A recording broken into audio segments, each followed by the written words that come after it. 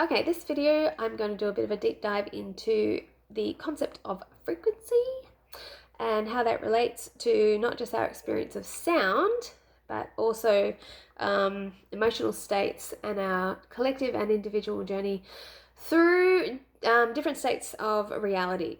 So, as I said in a previous video, and I'm just going to read this a little bit, all things are in a state of vibration. Without oscillating motion on the micro and macro scale, there would be no creation. So I just want you to do a little exercise for a minute. And I want you to look at your palm and imagine that you can zoom in on your palm with the most powerful magnifying glass or microscope in the universe.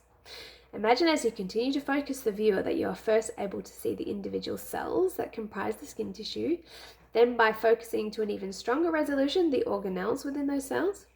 Keep tuning the lens until you can see the molecules within the organelles and then the atoms comprising the molecules. Focusing further still, imagine you can see the subatomic particles within the atoms and keep going down and down and down and down until you reach the level of the quantum field, where particles have dissolved into little quantum packets or waves of energy.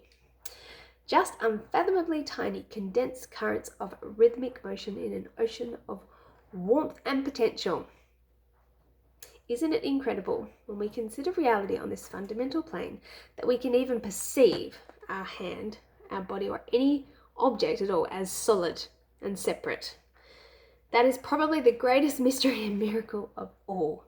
All right, so now that we've had a little bit of a think how everything is actually just waves of energy on the fundamental level, we can more easily grasp how this concept of frequency, that everything actually has a frequency. Because, and how do we define frequency? Frequency is just, when you're talking about this oscillating motion or vibration, it's, how quickly and rapidly something is oscillating back and forward. Okay, so a low frequency would be something that's oscillating slowly, relative, of course, to whatever else we're talking about, and so on and so forth. But the measurement, how we measure frequency, of course, we have to create some kind of measurement in order to even have the concept and be able to determine something's frequency as compared to something else. So we have come up with a measurement called hertz, which is however many cycles per second. And yes, okay, admittedly, the concept of seconds and minutes and hours is a mental construct that humans have developed, but I don't believe it is actually entirely arbitrary, as when you think about it, we have 12 hours, 2 cycles of 12 hours in a day, 24 hours, and within those 2 cycles of 12-hour periods, we have, each hour is divided into 60 minutes and 60 seconds, which are also numbers that are divisible by 12. And 12 is a very cosmically significant number. So I don't think it's entirely arbitrary, and there are some people who believe that the concept of time itself and the way to measure it was actually given to us by some higher beings, some divine beings, so I'm not going to argue with that idea. So anyway, that aside, so that's how we measure frequency. Now you'll see here I've drawn very challenging, because I had to write everything backwards as I do for these videos so that it comes out the right way on my board on the screen. But why I decided to bring this chart into this video is because recently a friend sent me an email that was from a kinesiologist, a friend of his, and he was referring to a chart called Map of Consciousness, which was developed by somebody called David R. Hawkins, who's renowned, enlightened Caucasian fellow. I'm not sure. I think he's passed now, but he was around fairly recently and wrote some amazing books. And the one this chart is in is called Power versus Force, which I have a copy. This chart wasn't new to me when it was referred to in this email. And he has a few different charts where he has a point system to measure the level. Now I'm going to say the vibrational level or frequency of different states of being. One of his other charts, I think, was the vibrational level of different religious worldviews. But I'll come back to that, the concept of that in a minute. Okay, so in this chart, we can see we have a point scale, number scale down down this side. And on this side, we've got the different states of emotion. Now, we would call these lower ones here sort of negative states. And the one all the way up to the top where we've got enlightenment at 700 to 1,000. Now, this email was very interesting because it was just noting some communication and collaboration between a few kinesiologists who had independently assessed the vibrational frequency of the collective consciousness, as in like the global human consciousness, at different points in time. Now, kinesiology, for people who might not be familiar with that modality, is basically tapping into the universal consciousness, the collective unconscious wisdom that we all hold within us, but don't always have conscious access to. So kinesiology is just a way of using muscle testing.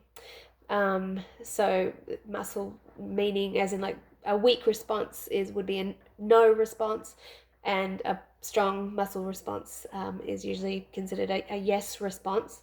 And so it's a way of asking the body different questions, usually to determine what where to go with in terms of healing, if you're having like a personal session. So, but you can technically ask any question you like, and so sometimes people who are interested will use kinesiology to ask some bigger questions, and this was an example of that, where they were asking about the collective consciousness and where we were at vibrationally. Now, so it turns out that the first time that somebody did this and was peer reviewed by other kinesiologists independently testing was in the 1980s, and it was ascertained that the collective consciousness was hovering around 190 and had been in at that level for a couple of hundred years. The next time they tested was 1995, and they discovered that there'd been quite a significant point jump from 190 to 204 in just like a period of a decade.